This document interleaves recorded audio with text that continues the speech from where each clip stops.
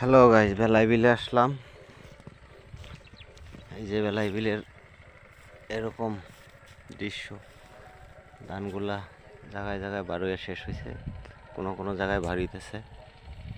এগুলা এটা আমার 14 নম্বর ধান ক্ষেত, 14 নম্বর ধান। মাশাআল্লাহ, ধান খুব সুন্দর হয়েছে, বার হয়ে হারছে না, বার হইতেছে। এই যে এই পাশের গুলো আবার মানুষের, এটা বার হইয়া প্রায় হাইরা গেছে, হালকা হালকা পাক ধরতেছে, পাকবো। ওই যে দূরে জুম করে দেখাই, ওই যে দেখেন একটা ধান ক্ষেত ফাটকে গেছে, ফেরত এরকম ধান ক্ষেত। পানির পিপাসা ধরছে খুব, পানির কোনো ব্যবস্থা নাই, যে কালা পচা পানি, টঙ্গির পানিগুলো আসতেছে। এই যে পানি, এটার ভিতরে পানি আছে মাশাআল্লাহ।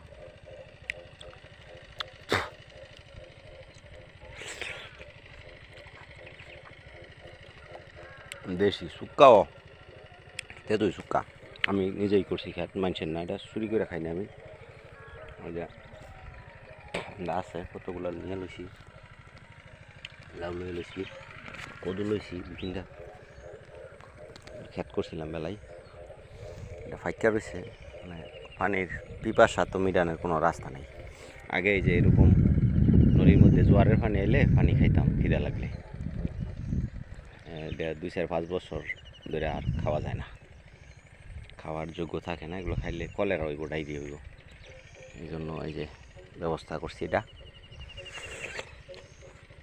পানির পিপাসা মিটানোর লেগা। লাভ হইতেছে, কদু হয়েছে এদিকে আরো।